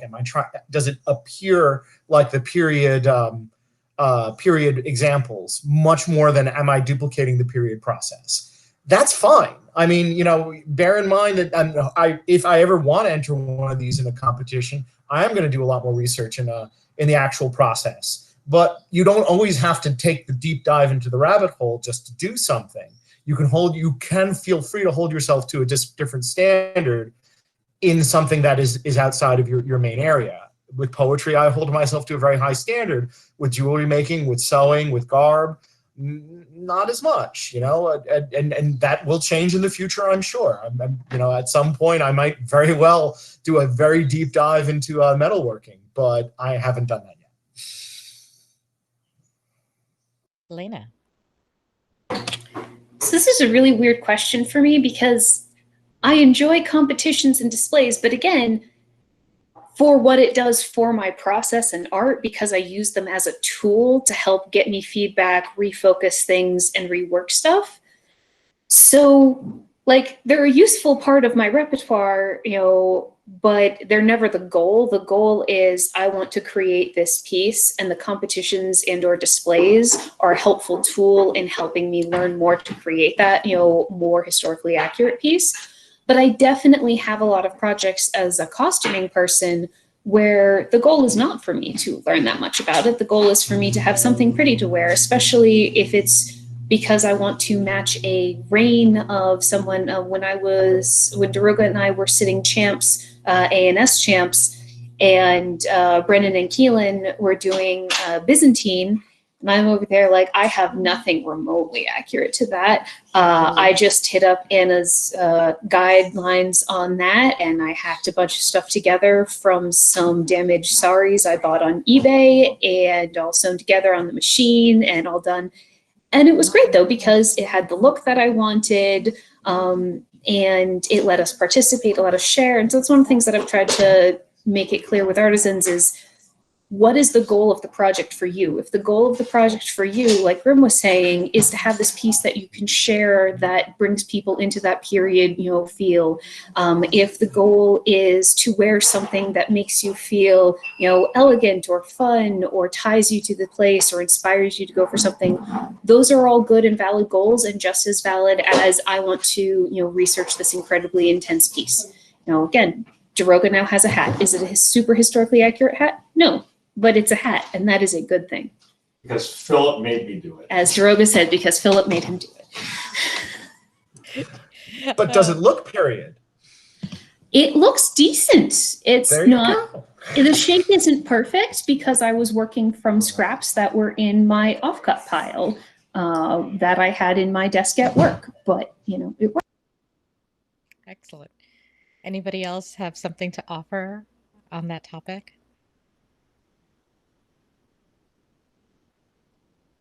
Excellent. Well, let's move on. Hopefully that answers the question. One other question we have is, again, from Amelie von Hohensee. I read slowly, so that makes research process feel especially daunting. I've heard this from other sources before. Do you have any advice for slogging through reading material? Raziya. So I will preface this with, I am probably borderline a speed reader, but I will also say that just because I read quickly doesn't mean I'm always enjoying everything I'm reading. I'm currently doing a reread of this book, and although it was a delight the first time, now it's a chore. One of the things I do is I break it up into small chunks. Like I won't say to myself, you have to read the entire book tonight, because that's not going to happen. I'll say, I'm going to read this book for 30 minutes. I will take notes for 30 minutes. And that way I can kind of like just keep working through, but then I like make it pleasurable. Like I'll make sure I have a nice drink. I've got my fan on, I'm on the bed, maybe I'm petting the cat. Like I'm making sure the experience is like enjoyable, even if like I can't make the content enjoyable. And also one of the things I make sure I do is, and this is part of my process that's really critical to me, is I take notes and I put information into spreadsheets and I take citations on everything I read. So that way I don't have to read it twice. I never have to read a book cover to cover twice with my process. I will make sure I've got page numbers with every little note that I take. So that way, if I find something interesting, I don't have to reread the book to find the info, because I've done that where someone asked a question, then suddenly I had to search my entire library to answer one question. That's a pain in the butt. So yeah, going Grim. Excellent, thank you. Grim? Yeah, notes. Actually, I was gonna echo that. I honestly, as a part of just what I do, I've gone through the sagas, the Icelandic sagas. They're very readable, incidentally. And every so often, I would just scribble down a note. I've got a Word document with a ton of notes there, and then their notes are of anything that might even be conceivably theoretically interesting. Anytime somebody mentions clothing, for example, because mentions of clothing are pretty rare in periods, so it's nice having that documentation. I put a note down. Every so often I'll go through, it's like, oh yeah, I remember that. Maybe I should work on that, or develop a story from there. Oh, and I put down all the story seeds, but notes are so useful on anything. If you're starting a project, starting notes. Physical projects really benefit from notes, because if you screw something up, you can go back to your notes. You will know you put it down for now. You come back to it next year. You see where you screwed up. You can hopefully avoid that. Wonderful. Elena, then Remy. So as I mentioned before, mundanely, I teach reading and research skills at a university. So this is something I very much am into and see with my students a lot. Exactly what you both are saying, all about the note-taking. This is general best practices that any professional educator will advise as well. But some other tips and tricks also are, take a look. So do you actually have to read the entire book, or do you only need to read a chapter, or do you really only need to read like 2 paragraphs of the entire book? because quite a bit of the time, maybe if the entire book, like I can think of for my 14 AGs project, I can think of one book where the entire book actually needed to be totally read cover to cover equally. And it was Frick's Dressing Renaissance Florence, because every single chapter was on a different part of the garment construction process and meticulously broken down. And I'm like, yeah, so much good information.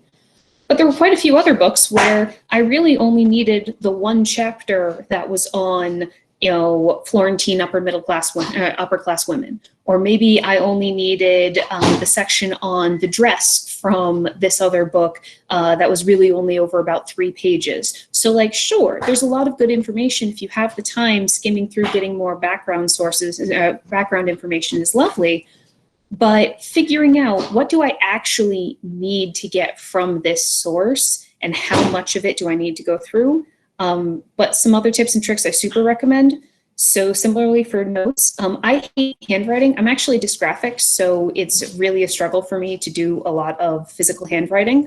And I also have interesting times reading sometimes. So for me, when I'm going through, if it's an article, I always print them out and I have a highlighter and I go through and I highlight, and I have several colors of highlighters if I'm working on related things. So like one color of my highlighters for the entire project, and I often have to make a little key on a sticky note in case I forget, is, okay, this is all the historical context stuff. So anytime I hit a line that's about who would have worn these and if they had social significance, then I'm going to highlight it in yellow. If I hit something that's about materials, I'm going to highlight in blue. If it's something about methods, I'm going to highlight it in purple. So then when I go back, I can easily go, I don't have to reread the whole thing. I don't even have to read really anything. I just have to go through, okay, where's that bit of purple that I know I had some stuff on methods in here? Here it goes. Or I might write on the front of the article, I might do a quick note of has great stuff on methods or whatever, so I can easily find all of the information when I need to go back and never have to reread it. I'm a very lazy person, to be clear. I find the absolute least work method that I can find.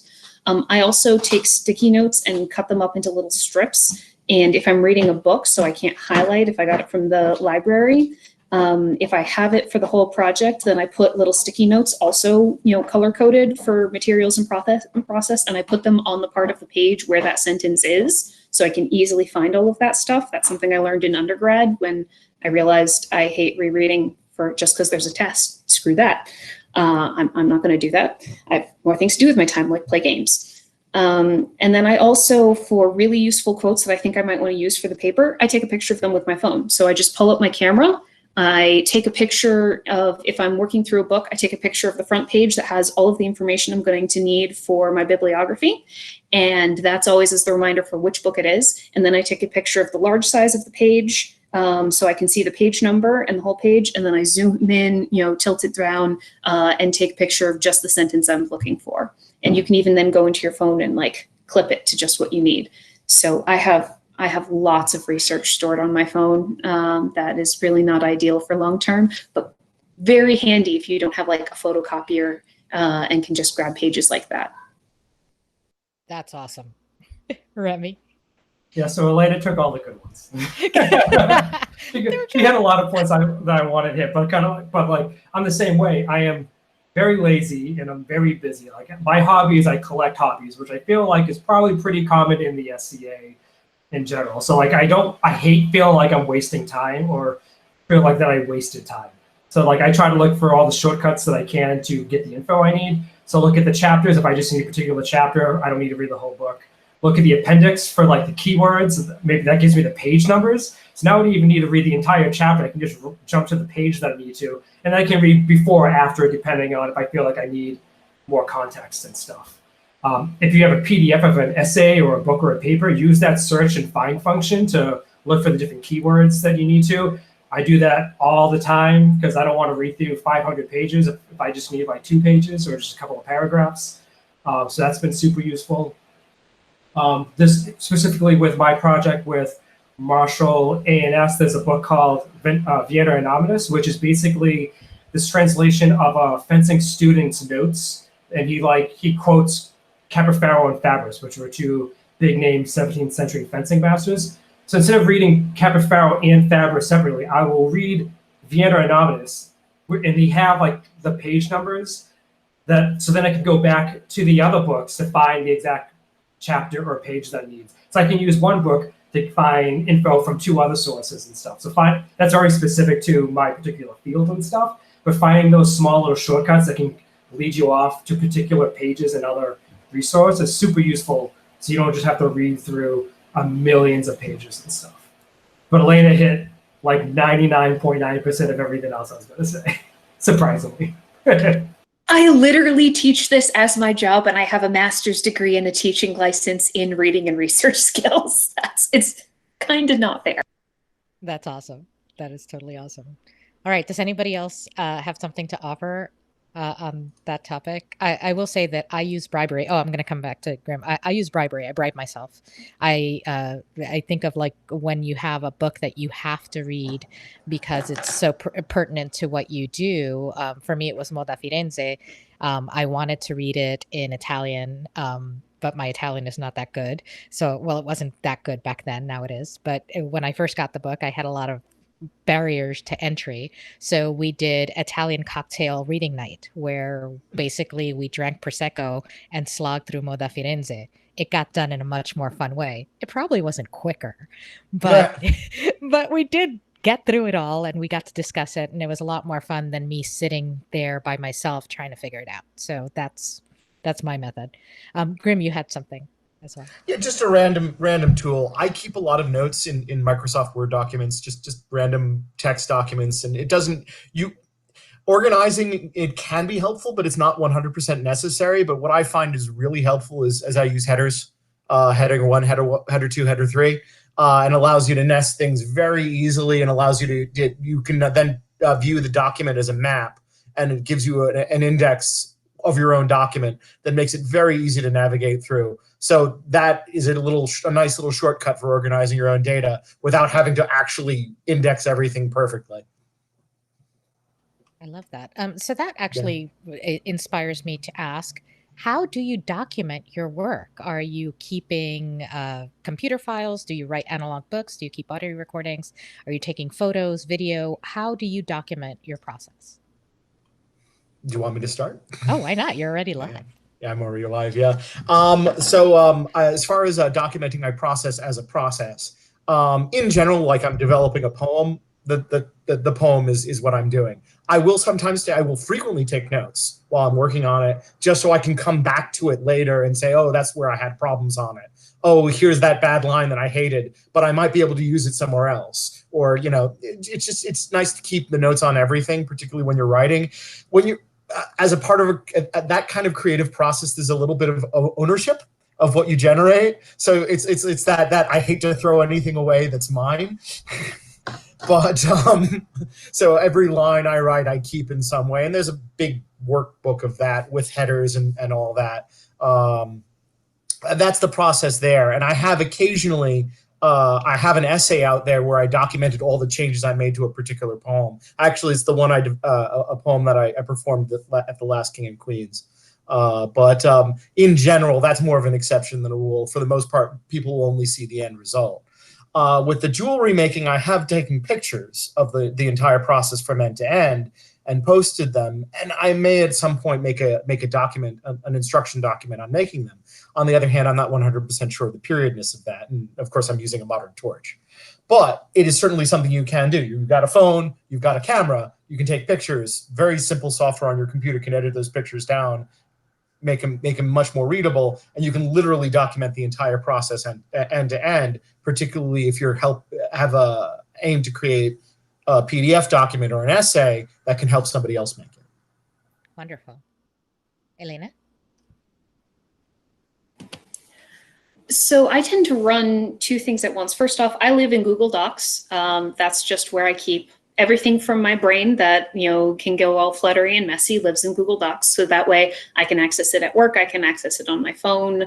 I bounce back and forth. So for me, my initial run is usually starting with a Google Doc where I drop in my rough ideas, my rough topic, my sources as I start going notes.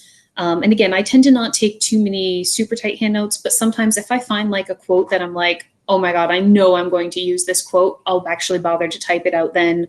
But for the most part, it starts very loose. I also have a personal website. I actually linked it because I have my How to Research Like an Academic article on there that I dropped into the chat window earlier. And it's got some other examples, mostly very out of date. I haven't touched it in like 2 years. I should do that. But I also would find, because I tend to do this mix of I do my own research and then I start doing some displaying and sharing, I liked having my website as a place where I could start sharing that initial research. So while the end result is going to be like a formal documentation paper, a mid-step for me that would be shared out more publicly would often be like a page on my website talking about, I'm starting to work on this project, here's what I'm doing. And I actually pulled it up because I was curious. So for the project that I ended up winning champs for a couple of years ago, I have up there, and apparently I forgot, and it's still labeled as in progress, which is not accurate because that was literally 2.5 years ago. But I have my initial hypotheses because I knew it was going to be a research-based focus, and so I had to have a strong argument or hypotheses. So I had a whole bunch of my initial ones for my start date, based on my understanding of fiber and what I've read so far, here's what I think is going to be happening. And then I updated those as I went with, so I've realized this part was wrong. Oh, no, this goes through here. And that then let me, when I went to actually write my documentation for my, to share it more formally and widely, I had all of these notes between my Google Docs, my sources, between my handouts that I had annotated, and between what I'd started writing on my website to share it out and get more general feedback. That gives me a lot. So I'm not starting, 3 weeks before the deadline of a competition with completely blank page in front of me, because that would be absolutely terrifying. I can, just take my Google Doc and start copy and pasting and dragging things around and going, okay, so I'm going to have my introduction, then a chunk on historical context, then materials, methods. I often cheat and use the rubric to help me organize my ideas and just go through those categories because they make sense for my brain, and can go through in that direction. Because if you can start with just words on the page, rough ideas, it's a lot easier for me to then go, all right, I have my structure, I have my outline, I have my general sources of information and ideas and facts. Then I can start pretty easily typing that out. If I have to start from a blank page, no, that's very bad. So for me, getting stuff written down and thinking it out and typing it out in different formats really makes it so much easier when I go to then finish it all off. Lovely. Anybody else have some sort of documentation process they'd like to share with us? Raziya? I have a lot of thoughts on this. One, I work a lot like Elena does. I live on Google Drive all the time. And one of the things I'll do is if I have a core idea for a class or a paper, I'll just try to slap out something resembling an outline. And I don't try to make it perfect when I first get it down. I just get all my key thoughts down. And sometimes they're just in linear order. And then I'll go back and I'll rewrite it and I'll put them into like more Grimm said, like a header order. And then when I do eventually write it out, like I don't ever, like I can start to write that out a week before a class and I'll have something that's functional. I won't have to reinvent what I was thinking about. Other things I do. So I have had this tendency of making to-do lists that I then like shove in a folder somewhere and forget for 2 years, and then realize there was stuff I could have used in my research that I forgot about. So what I've switched from doing is, instead of using lists, I'm actually using a project management software. I don't want to like hype things. Anyway, it's free, but I've been using Trello because I use it for work. And it's something called a Kanban style thing where like you just have these little cards and you put like a little thing on it. And then when you're done, you can just archive it and then it goes away. But like it gives me a way I can organize little lists of to-do things in different categories that's more graphic because I'm more visual. So sometimes just a to-do list that's text is a little hard for my brain to process because I do much better with like pictures. Also like my entire process is basically, it entirely revolves around me never having to do the thing twice. And so everything I do, I'll take my notes, make page numbers, and then I make usually a spreadsheet off of the notes. And so I'll put in information that I need for specific plants, for specific things, and then I'll make a spreadsheet with numbers and searchable terms. And then basically when I go to write something, I go back to like my spreadsheet, I pull together, like I'll sort for like certain categories, and then I'll pull up the book and the page number that I was looking for, and I'll reconfirm like the citation or like a quote from something, but I'm never reading it twice. So it's basically, I can backtrack 100% of everything I've ever said in any project ever. So it's basically, I make citation databases. Very cool. Anyone else have documentation they'd like to share? All right. I will throw in for myself. I tend to document things for myself, and then I document things for people to be able to engage with it later. So I take a lot of pictures, not because it's that important to me to have pictures of each stage of the process, but because I've encountered people who come to see something I've made and they can't read my documentation. So their only engagement with my process will be the pictures. Sometimes I'll do a video for that same reason, just to have something that's more accessible to people who are not going to be able to focus their energy in that moment on what I've written. And I realize my documentation can kind of go on for a while. So I appreciate that. But that's a little bit of my take on how I document work. But then again, I like documenting the work. So I think that for everybody, it might be good to just figure out if that's something that you need for yourself to keep track of where your information is and, how that suits the way you think. All right. We're almost out of time. Eridan had a redirect, a clarification for her question. She says that her goal, the process question, her goal about being perfect is about being perfectly period and deeply researched, but the end result not being for competition. Do you still use the rubric, or do you have other guides that you use? So I guess she was asking if you would use the rubric or another guide if you're doing work that's not for competition. Yes, Elena. I mean, I kind of already said my take on this, because for me, the rubric is, the competition is secondary to my goals and it's assisting me with them. So even if I weren't planning to enter for a competition, I would definitely still use the Kingdom rubric, because it gives me good reminders of to do all of those things. It should function, it is designed to function in that way. But I think part of the focus on that is also, okay, so what specifically, when you're talking about something like, I want something historically minded, you could use the rubric or something else as your base. So how do you define those terms? So like, whatever the goals of your project are, define how you are hoping to achieve them. Maybe the rubric will be useful in some categories, but not others. Maybe if you're not as, I think the historical context really is important for figuring out, like, the materials that you would use for an upper class person are very different from a lower class, but you don't have to worry about maybe reading through those sections. Those are things you should keep in mind if you want to be very period. But you could throw out the stuff like challenge, things like that. You could ignore those, but maybe you could just take a look at what are the 5s and 6s descriptions for materials and methods to help ground yourself in that, things like that.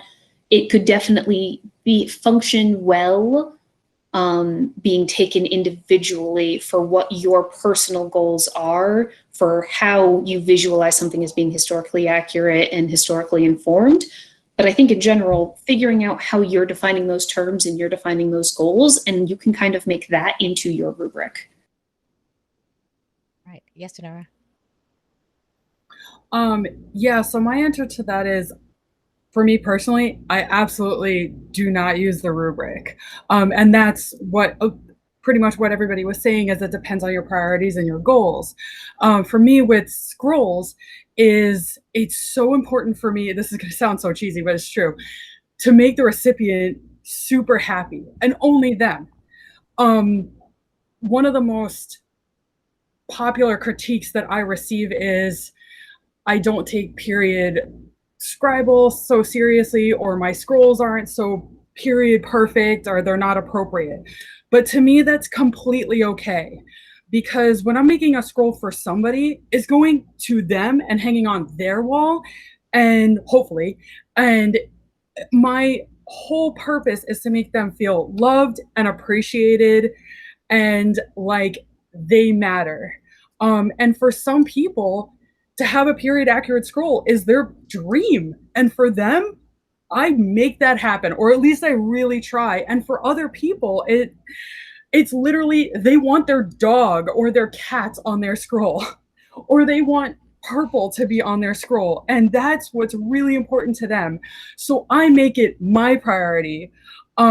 So not that I disregard the rubric. I still think it's important to know why you're making those changes, or know that, hey, it wouldn't be period appropriate for me to put bright purple everywhere, but it's fine because it's not what it's important at this moment in time. It's just making people happy, and that's okay. And it's completely okay that a bunch of history buffs don't like it. It's fine. It's not their scroll.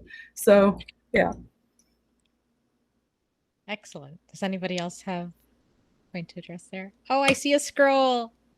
Yeah, it lives. I love it so much. Onóra made this for me, and it lives above my piano. Aww. All right, mission accomplished, Onóra. All right, we are just about out of time. We have just a few more minutes. I wanted to kind of pull us back together to our original purpose of creating this kind of hopefully beginning to people's engagement with process. Is there anything that somebody would like to offer, or a comment that they haven't stated that they think is important for us to close out this process today? Remy. So I think for me, I did a lot of talking about with my project with people like throughout the entire process. One, because it keeps me motivated to keep on working on something if I'm talking about it. So like I would post updates of what I did. I just like if I'm at an event, I'll find like my fellow sword nerds and just sword nerd with them about my project and stuff. So for me, just like it doesn't need like A&S can be, I feel like sometimes can be a very isolating, or at least it appears can be like a very isolating type activity, but it doesn't have to be. So if you're a very social person and really gets excited about the project you're working on and you want to share it with people while you're still working on it, I definitely would encourage people to do that. There are plenty of people in the SCA doing A&S. You will find someone else that's also got the same niche nerdery as you that's going to want to talk shop with you and stuff. You're going to probably get a lot of good ideas from them. They're going to get a lot of good ideas from you, which helps our community overall. But also, for me anyways, it also helped me stay motivated and on track with my projects. Excellent. Anyone else? Raziya?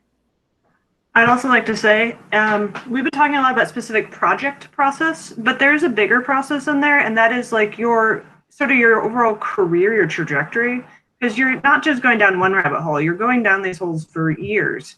And what really spoke to me is that Onóra said much, much earlier, but she said she can't do the same thing every time because she gets bored. And it's really important to focus on what brings you joy. And that's where your process should be taking you throughout your whole career. And if doing the same thing every time doesn't bring you joy, don't feel like you're beholden to the SCA to do it that way. If it does bring you joy, then by all means keep doing that. If you're like, no, I really do want to make 30 items of largesse that are all the same, like then do it. But pay attention to what's bringing you joy, because this isn't a job. Like this doesn't have to be drudgery. Like figure out what brings that spark to you and like follow that. If that's your next, if that means you drop a project, even though maybe you're not, it's not like done, and you go down the next rabbit hole, then go that way and keep following that. That's awesome. Thank you. Anyone else have something they would like to offer? Elena. Yeah, two things. So first off, similar, both building off of what Raziya was saying, because I agree with her on very, very, very many things. Though I agree with pretty much everyone on this panel on so many things, even though we all have different takes, this has been so lovely. I think it is so incredibly important to figure out what works for you, and that's going to be the things that keep you motivated. And I know some people, they really work well. We had a similar panel a few weeks ago on Laurel and apprentice relationships.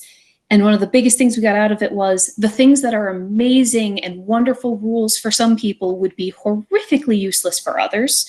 And I think that really applies in A&S because like we all have different goals, and your goals are completely valid because they're yours. And,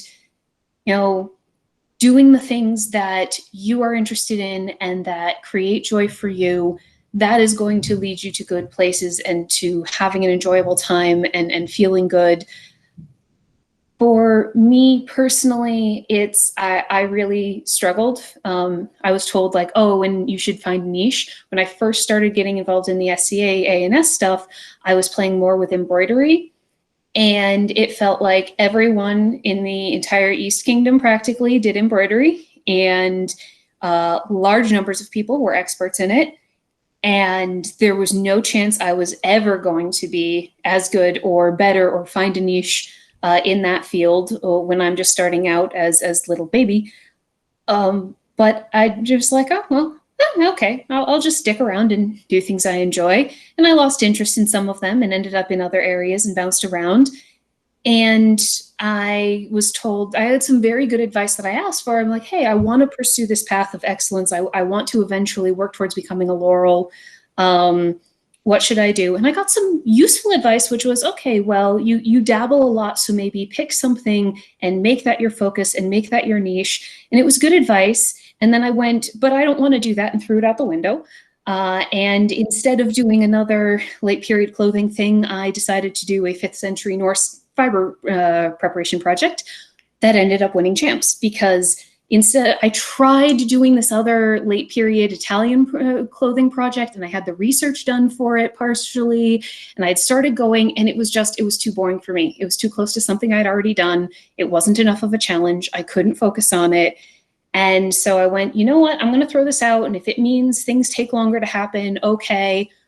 Well, big surprise. I did the thing that got me excited. I got super interested in it. Not only did it win champs, I ended up getting my writ for laurel.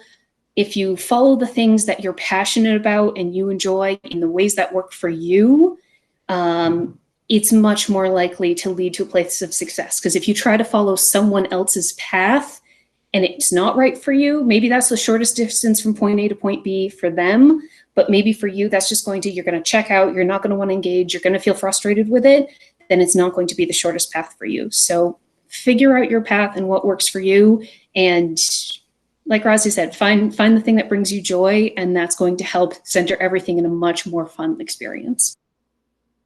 That's great. We are out of time. I don't want to cut anybody else off. If they have something they want to share, I'm sure people will indulge us a few more minutes. Anybody else? Anything salient someone has to offer? Okay, I could stay here all day, but I know we don't have that time. Thank you so much to our amazing panel for dedicating your time and your expertise with us today. I am incredibly humbled and thrilled that you agreed to do this.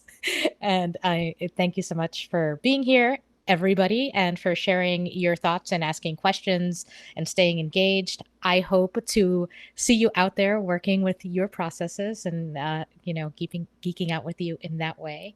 And enjoy the rest of your weekend. Some of you will be at court. We'll see you there. Thank you, everyone. Bye. Thank you so much, Fiore, for putting this all together. It was a really lovely experience. Thank you. That was my Seconded. pleasure. This was a lot of fun. Excellent. Thank you so I will much. stop recording. Yay. Thank you.